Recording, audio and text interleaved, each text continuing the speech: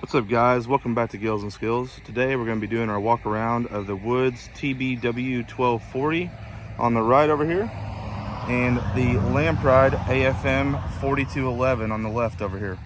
We're going to start at the back of the mowers here and work our way towards the front.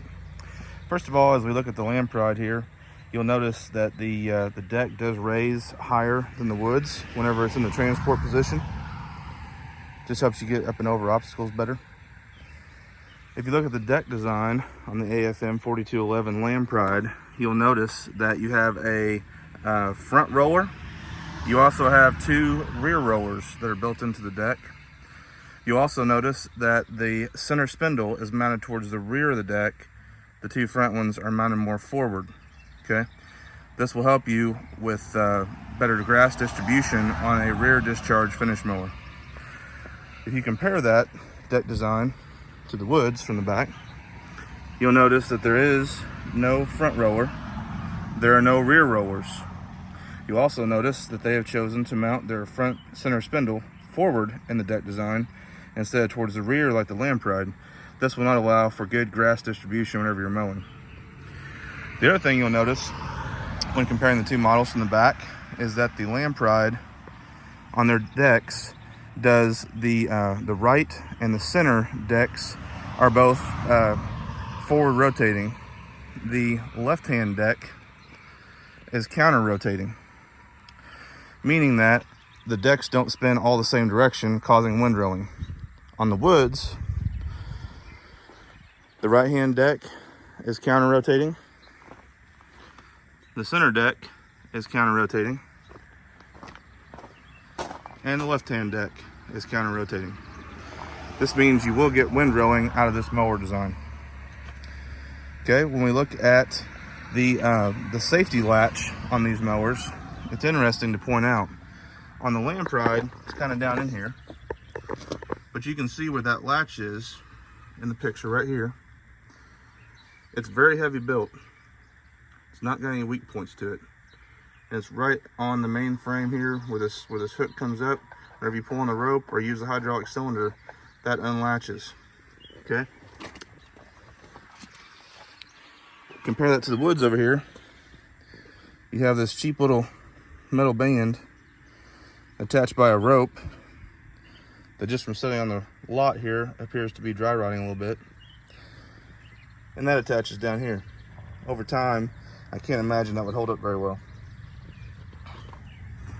On both the Woods and the Pride, whenever you look at their design of their tires, this one, transport tire, and the same on the other side, are all in a fixed forward position, allowing this thing to hold hillsides. You'll see a similar design on the Woods. Last thing to point out from the rear of the mower is on the Woods, they've chosen to use a metal belt cover. The design on this that I don't care for is that any dirt and debris that gets in here is going to be trapped all the way across, both from the front and from the back. That will not allow grass and dirt to get out of there. If you look at the Pride deck design, they have a plastic cover. This is also greasable from the top side. If you compare that to the Woods, you have to remove the belt covers to grease your spindles. Not very operator friendly.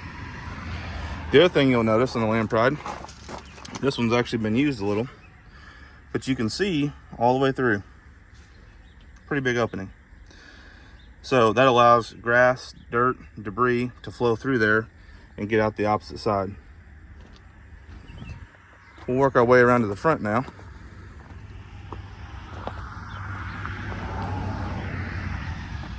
Again, looking at the deck design on these mowers, you'll notice that on the Woods, they're using about an 1/8 inch thick material. Center spindle is mounted forward instead of backwards on a rear discharge design that will not distribute grass very nicely at all.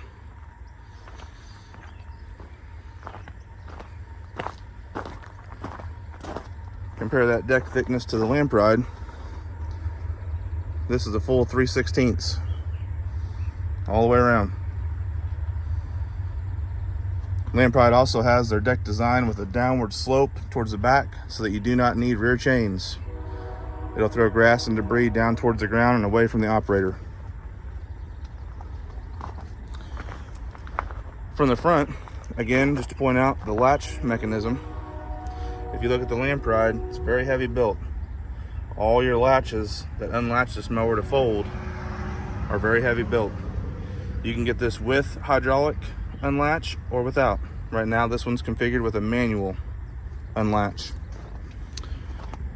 Come over here to the woods, again, like the back. You got this rickety looking thin metal, long extension, high leverage looking thing to unlatch down there. Not very clean at all. Another thing to point out, if you look at those guards on the PTO shafts, they're smashed. Shipped like that from the factory. It's almost like they were an afterthought. Come over here to the Lampride. It's all clean. Clean. Clean.